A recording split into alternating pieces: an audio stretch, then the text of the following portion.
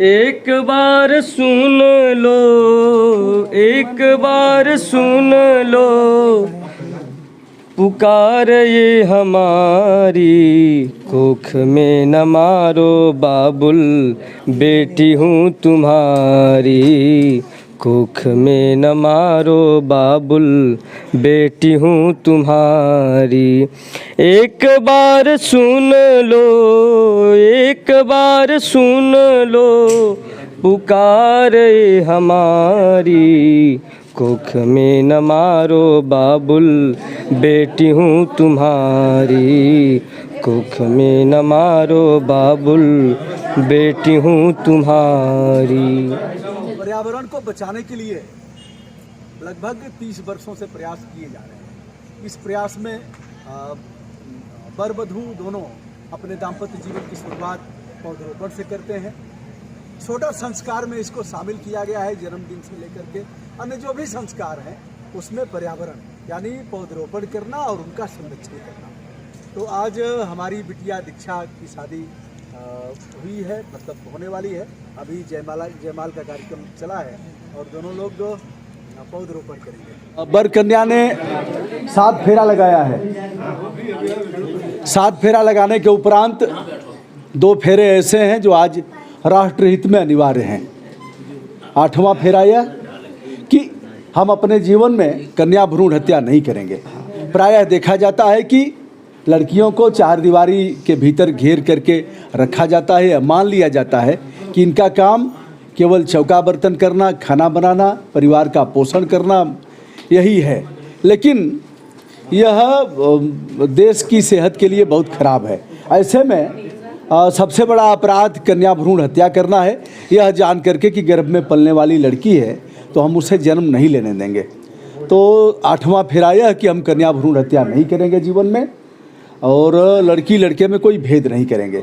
9वां फेरा जो हमारे संविधान में वर्णित है, प्राकृतिक पर्यावरण को हम बचाएंगे, देश के प्रति हमारा समर्पण का भाव रहेगा और हम संपूर्ण रूप से पर्यावरण की रक्षा करेंगे। इस तरह का संकल्प इन लोगों ने आज लिया है। क्यों दीक्षा? संजय। नमस्कार दोस्तों, मैं हूं पल्लवी राय, भारत एक नई सोच से। अभी हम यहाँ देखिए मंडप के पास बैठे हुए हैं और शादी का कार्यक्रम जो है वो आप लोगों को आगे इस वीडियो में दिखेगा। शादी हो गई है संपन्न और ये शादी के बाद जो खिचड़ खिलाना जो कहते हैं वो प्रोग्राम अभी बाकी है।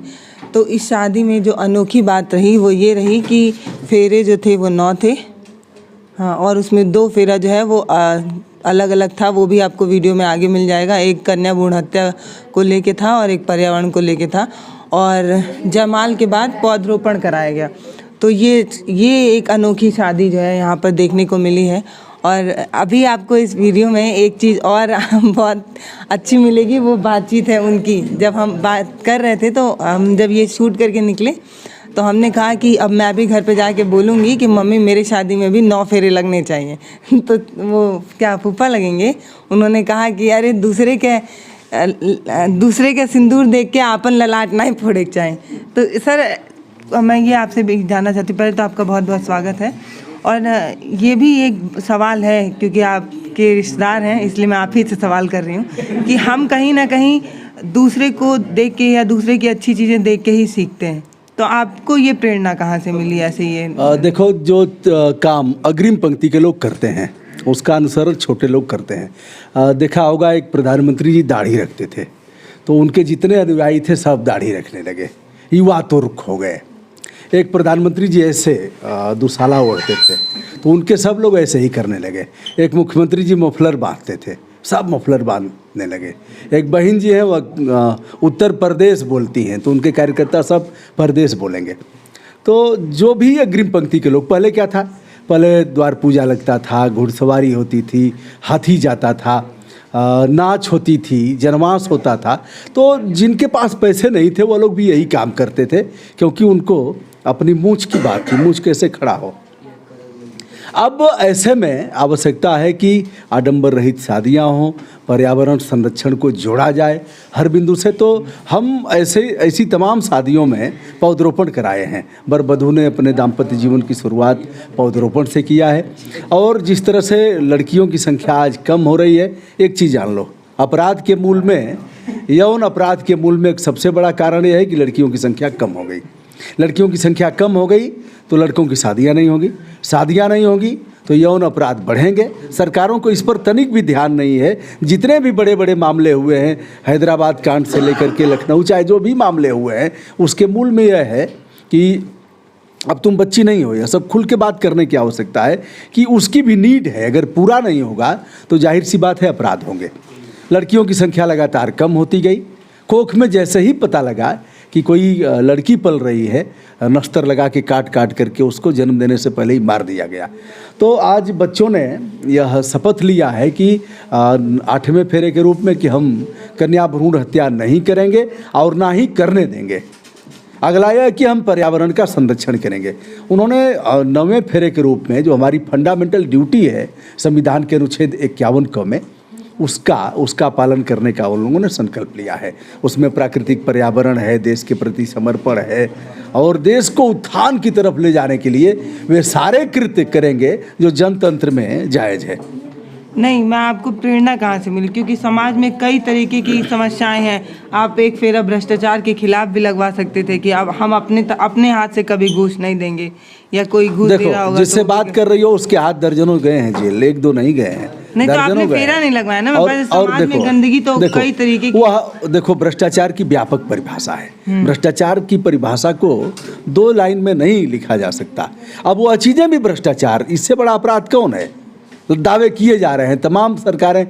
मैंने तो एक RTI लगाया था, अमिताभ बच्चन ने जब कहा था यूपी में दम है क्योंकि जुर्म यहाँ कम है, तो मुझे लगा कि यार ये आदमी कह कैसे रहा है, जुर्म देश में कहाँ कहाँ है, कौन ऊपर कौन नीचे है। एक केंद्र रिपोर्ट यह कहती है यूपी बहुतों से पीछे है, यूपी में दम है क्योंकि जुर्म यहाँ कम है। तो जब हमने केंद्रीय गृह मंत्रालय भारत सरकार से अपराध के मामले में लिया तो उत्तर प्रदेश में सबसे अधिक हत्या थी, बिहार में सबसे अधिक डकैती थी, सेक्सुअल हैरेसमेंट आंध्रा वगैरह में थे, इस तरह से मामले थे। तो अपराध यह भी बड़ा अपराध है जिसकी मैंने बात किया है। अगर हम बराबर सम्मान देंगे, लड़कियों की संख्या अगर कम नहीं होगी, उनको भी हम पढ़ाएंगे लिखाएंगे, शिक्षित समाज होगा तो जाहिर सी बात है अपराध कम होगा। चलो हम तुम्हारे पर ही कह रहे हैं कि पल्लवी ने 5 बजे भोर में रात भर जग करके अगर वीडियो किया है तो यह बहादुरी का है। यहाँ इतने लोग हैं और अकेली, तो यह अपराध, ऐसे ही अपराध का उन्मूलन होगा। कुछ लोग ललकारेंगे और हिम्मत किसकी है, आगे आने की आवश्यकता है। और लोगों को क्या सीख देना चाहते हैं, लोगों को क्या कहेंगे? क्योंकि अभी भी हमारे यहाँ एक चीज़ें तो हैं कि हम उस ट्रेडिशनल चीज़ को ही लेके चलना चाहते हैं। अब क्योंकि घर में धार्मिक, समझ रहे हैं आपके घर में धार्मिक चीज़ें ज़्यादा होती हैं, तो जो बड़े बुजुर्ग हैं वो कहेंगे कि आज ले पूछता ही नहीं, साथी लोग लगाओ तो तू लोगों ने स्टाइल होगा न लगे। जिसको जो कहना होगा वो कहेगा, हमें करना है हम करेंगे। और लोग टीका टिप्पणी करेंगे जिसको करना है, लेकिन हमें करना है। और अच्छा काम अगर मन में आ रहा है तो उसे करना चाहिए। अगर भीतर से हलचल हो तो उसे हर हालत में करना चाहिए। समाज, पूरा समाज एक तरफ हो जाए तब भी करना चाहिए। तो किया गया है, जिसको जो कहना होगा कहेगा, लेकिन आज नहीं कल लोग कहेंगे कि यह काम ठीक हुआ है, हम भी करेंगे, हम भी पौधरोपण करेंगे। देखो, हजारों पौध तो जन्मदिन पर लगाए गए हैं, जन्मदिन से लेकर के त्रयोदशा से मूल शांति, ऐसे तमाम पर्वों पर लगाए गए हैं और सब पौधे लहलहा रहे हैं, क्योंकि कोई नहीं चाहता कि हमने बेटे के जन्म में जो पौध लगाया है वह किसी भी तरह मुरझाए। अगर मुरझाएगा तो बेटे पर संकट आएगा। अच्छा, तो इसको भी जोड़ना है। तो ये भी अंधविश्वास ही हुआ फिर? अंधविश्वास नहीं है, लोगों का अतिशय प्रेम है बच्चों के प्रति, तो उसी में ठीक है। पर्यावरण का संरक्षण तो हुआ, एनी हाउ करने की आवश्यकता है। तो ये आप और लोगों को क्या कहना चाहेंगे जो ऐसी शादी को देख रहे हैं और उनके मन में भी हलचल हो रही है, तो उनको क्या कहेंगे? क्योंकि पंडित लोग भी वही पुराना ही ट्रेडिशनल अपनाते हैं, तो उन लोगों को भी बोल दीजिए कि भैया देखो, पंडित तो जाति से उसका आकलन नहीं किया जा सकता। पंडित का अभिप्राय विद्वान से है, तो जातीय आधार पर इसको नहीं देखा जा सकता। यह कहना है कि कौन आगे आएगा यह भी नहीं कहा जा सकता। आज तो तमाम देश देख रहे हैं, हमने जो किया है पूर्व के दिनों में भी करवाया, तमाम देश के लोग इसका देख रहे हैं और इसका अनुकरण करेंगे, मुझे विश्वास है। तो बहुत बहुत धन्यवाद। ये अपने अभी यहाँ पे सारा कार्यक्रम चल रहा है, इसके बावजूद भी सर ने हमें समय निकाला हमारे लिए, इसके लिए आपको बहुत बहुत धन्यवाद। और आप लोग जो ये वीडियो देख रहे हैं उस वीडियो के माध्यम से हम आपको वो तमाम चीज़ें दिखाएंगे जो यहाँ पर हुई हैं। हालांकि आप लोग नहीं आ सके कोरोना की वजह से, हम लोग तो आए, बड़ा मज़ा आया। और आप लोग जो है वो फ़ोन में ही देख लीजिए शादी क्या भारत एक नई सोच, पल्लवी जैसी बहादुर बेटी के लिए हमारी ढेर सारी शुभकामनाएं। धन्यवाद।